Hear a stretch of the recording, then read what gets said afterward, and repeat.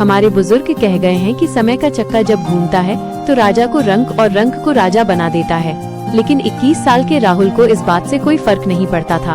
उसके लिए जिंदगी का मतलब था दोस्तों के साथ घूमना, घंटों फोन पर रील स्क्रॉल करना और हर उस काम को कल पर टालकर कहना, अरे अभी तो बहुत टाइम है। राहुल के पिता एक छोटे से कपड़े की दुकान चलाते थे।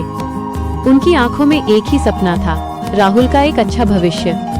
लेकिन राहुल को पिता की मेहनत और उनके आंसू सिर्फ एक लेक्चर लगते थे।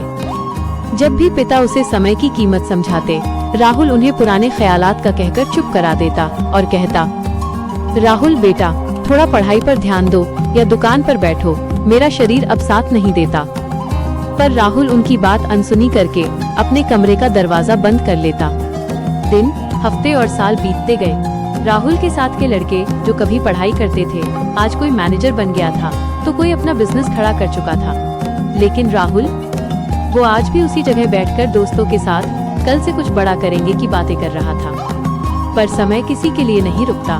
एक दिन वक्त ने ऐसी करवट ली कि राहुल के पैरों तले से जमीन खिसक गई। चिंता और लगातार मेहनत की वजह से राहुल के पिता का स्वास्थ्य बिगड़ गया और एक रात उनका साथ हमेशा के लिए छूट गया। राहुल के सर से पिता का साया उठ चुका था और दुकान पर कर्जा इतना था कि उनका घर तक दांव पर लग गया था। ये राहुल की जिंदगी का सबसे बड़ा झटका था।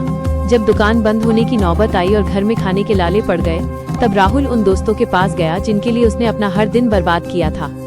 लेकिन अफसोस, जिनके साथ उसने समय बिताया था, उनके पास अब राहुल के लिए समय नहीं था। किसी ने उसकी मदद नहीं की।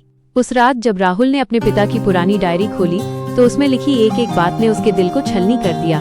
पिता ने लिखा था, मुझे पता है मेरा बेटा एक दिन बहुत बड़ा आदमी बनेगा, बस वो समय की कीमत समझ जाए।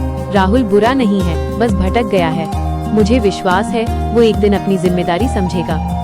उस पल राहुल को समझ आया कि उसने क्या खोया है। उसने सिर्फ पैसा नहीं खोया था, उसने वो कीमती समय खोया था जो दोबारा कभी लौटकर नहीं आ सकता था। तभी सवेरा, ठोकर खाने के बाद राहुल टूटा नहीं, बल्कि उसने बिखरे हुए टुकड़ों को समेटना शुरू किया।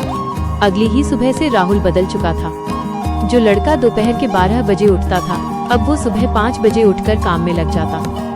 उसने फोन का फालतू इस्तेमाल बंद किया, बुरे दोस्तों से दूरी बनाई और अपना हर एक सेकंड अपनी दुकान और नई स्किल सीखने में लगा दिया। मेहनत जब समय के साथ सही दिशा में की जाए तो रंग जरूर लाती है। अगले 2 सालों में राहुल ने न सिर्फ अपने पिता का सारा कर्जा उतारा, बल्कि अपनी मेहनत और लगन से उस छोटी सी दुकान को शहर का सबसे बड़ा शोरूम बना दिया। आज राहुल के पास पैसा था, शोहरत थी और सबसे बड़ी बात, अपनी माँ के चेहरे पर सुकून और खुशी थी।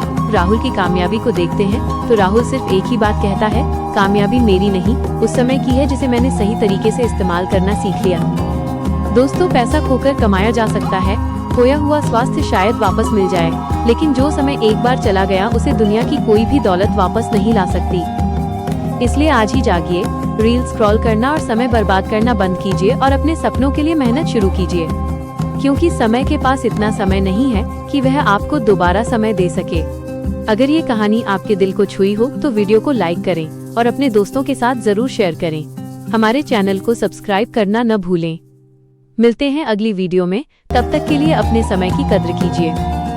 जय हिंद।